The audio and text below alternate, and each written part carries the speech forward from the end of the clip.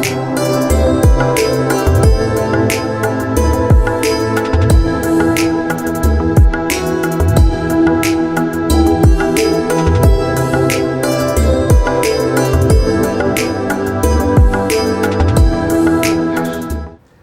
everybody. This is one of the discussion which is digital ethnography for sustainable tribal development.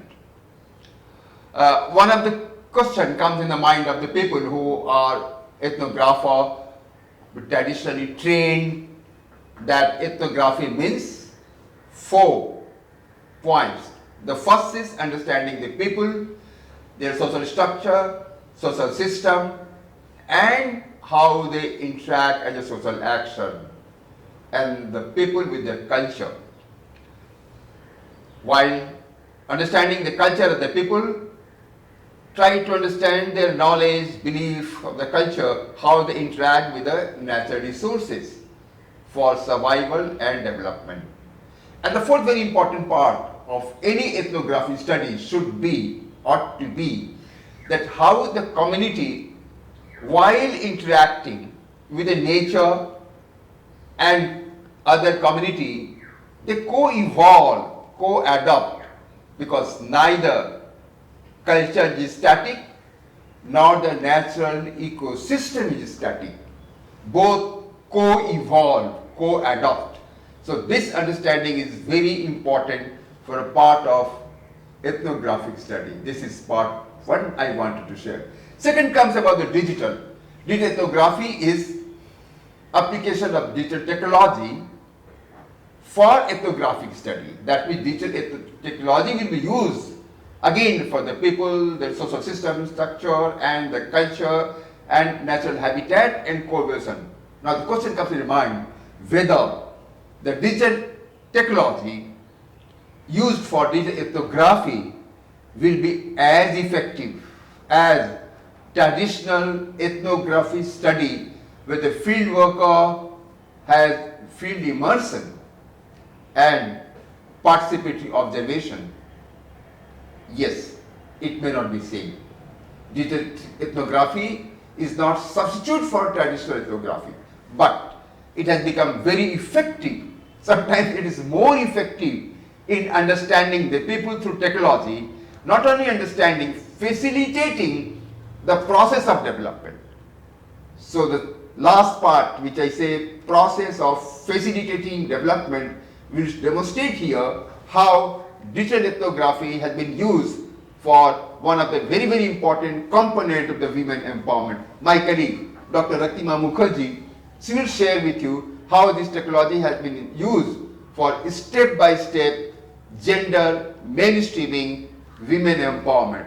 I repeat here, gender mainstreaming and women empowerment, and we will go through the process, the logical sequence of application of the knowledge.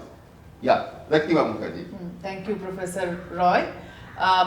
Let me share with you all how in IBRAD, Indian Institute of Biosocial Research and Development, we have developed the method, approaches and steps for facilitating women empowerment and gender mainstreaming per se. So before I come to our own approach of gender, women empowerment and gender mainstreaming, let me just share with you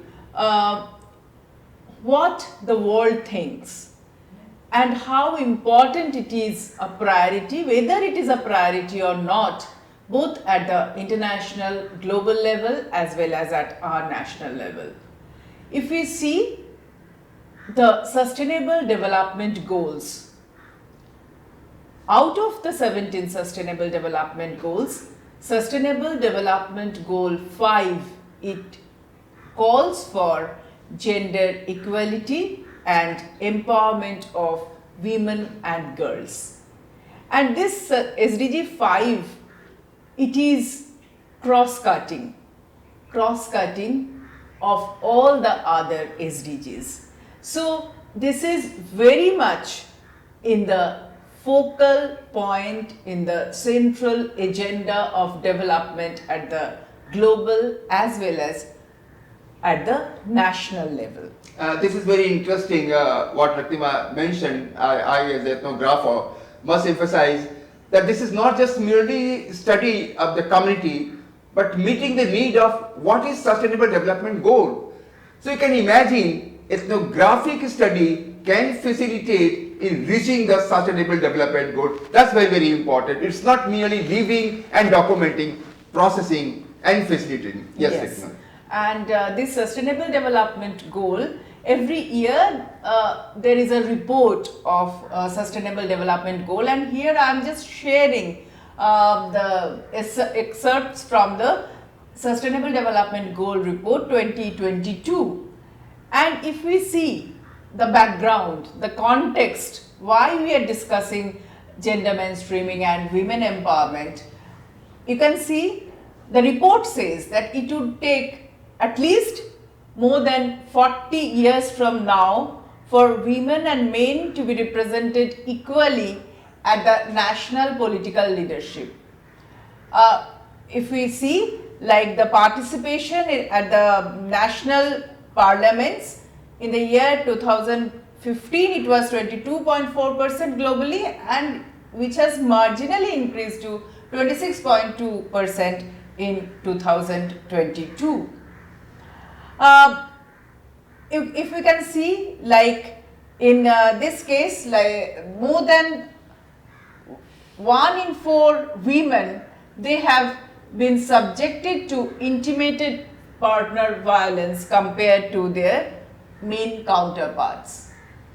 39% of total employment is women they account for, whereas 45% of global employment losses in the year 2020 was suffered by the women. So we can see at different sphere there exists the inequality in terms of leadership, decision making role, economic participation, reproductive and sexual health decision making, and gender responsive budgeting. So considering such inequalities in place, it is of utmost importance to develop a strategy and strategic actions for gender mainstreaming and women empowerment. And the SDG thus calls for, it is having 9 targets with 9 targets and 14 indicators to measure whether we are achieving towards the goal of this women empowerment and reducing the disparities. Now when we say, like we are discussing gender mainstreaming, we are saying gender justice, we are saying gender equality, but then what gender is? Is it synonymous with sex? Because often very loosely we use the term gender synonymous with sex, but this is not the case. Sex, as you know, it is biologically determined. The biological determination between men and women, whereas gender is a social construct. It is developed by the society, and as it is a social construct, it is not static. It changes over time, and it also varies from place to place, culture to culture.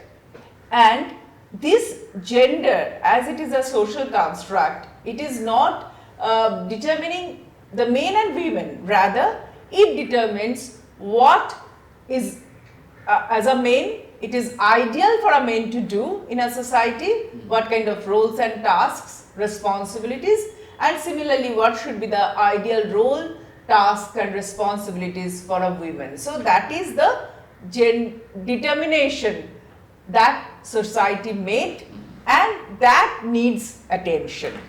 This is very interesting, as Raktima has mentioned, that biological sex is determined, but the gender is a social construct. That means what male has to behave ideally, what female has to behave ideally, That is the expectation from the society. I remember when we were children that if some boy is crying, then say, hey, don't cry, are you girl? That means girls are ideally can cry, not the boys. So this is kind of a social construct. So the male should not cry, will be very strong, and as if women is determined to, destined to cry only and bear all the burden. So that's one of the example of a social construct. Yeah. And that is the do's and don'ts, that a child keeps on getting from the parents, from the family, from the society, and from the broader environment. So under this concept, the gender mainstreaming is being discussed widely. And what it is, gender mainstreaming? It is basically a policy instrument for facilitating an inclusive strategy to achieve gender justice. And in this case of gender mainstreaming, as it is a policy document, it basically focuses on the policy part and it attempts to integrate a gender perspective at all levels and at all stages of policies, programs and projects. So when we say all levels means what? Right from designing to implementation to evaluation of the outcome of the policies, programs and projects. And while designing the policy or the project or a program, it has to take into account the different needs and priorities of both women and men. Because as we know, men and women, they have different priorities, they have different needs. So the policy decisions has to be taken in considering these different aspects. And also within men and women also, they are not homogeneous entities.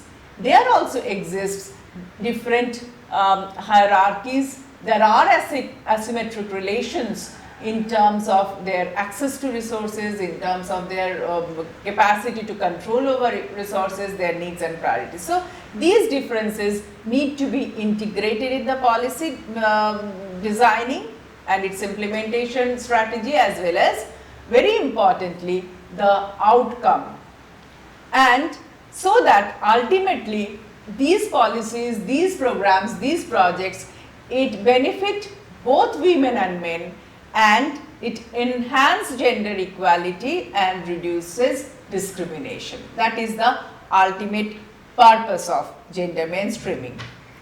And some of the important crucial tools that are used for gender mainstreaming includes gender analysis, that is how the men and women, they are participating in the society in terms of discharging their social roles, the economic roles, as well as the overall this decision making process. So that gender analysis, gender budgeting.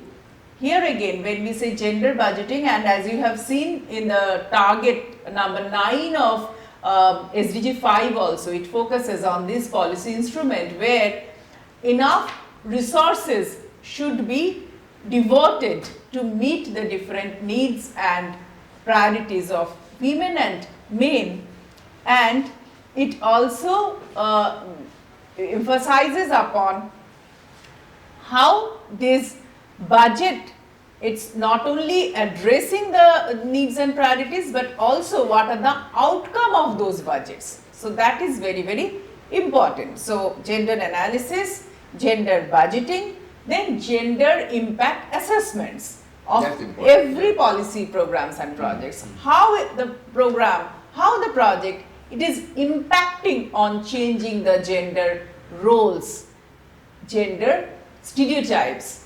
And as you can see, this gender mainstreaming, it's actually a transformative approach which finally looks into changing the society, because gender is a social construct. So you cannot overnight change the gender roles unless and until there is a change in the societal thoughts, attitude, behavior, thought process. So it has to lead to social change.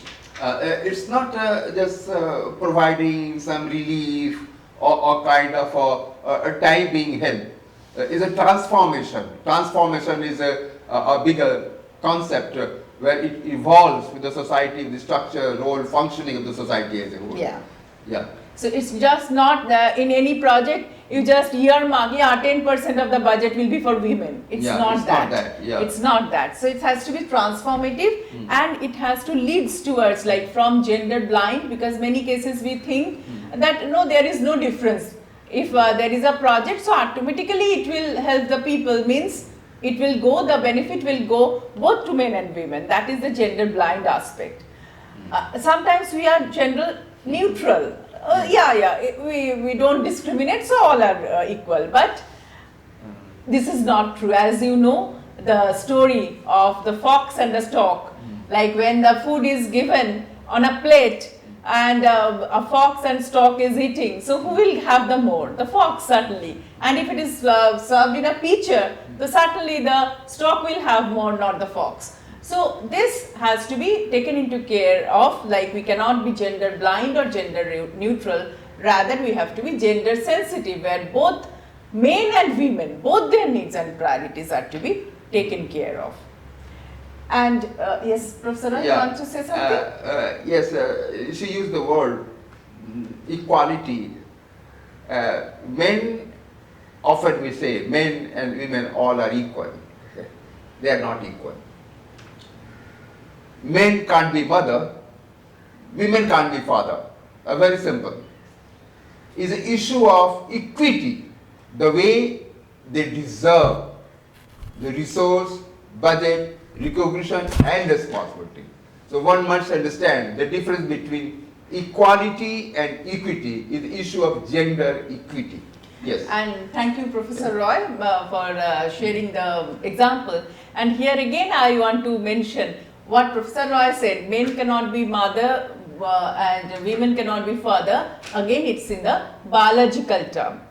But men can appreciate, assume the role of the mother, and women can also appreciate, assume the role of the father. So as we are, and this gender mainstreaming, gender women empowerment also says like how this activities, unpaid domestic care provided by men and women should be accounted for. That is the change, the transformation in the society. Thank you very much. Yeah. So now coming to women empowerment, because this SDG 5, it says gender equality and empowerment of women and girls. So what is empowerment? I think we will go to the next. Okay. Yeah, cut. Okay, so we will have in our next presentation this discussion on the women empowerment process. Thank you very much. Yeah.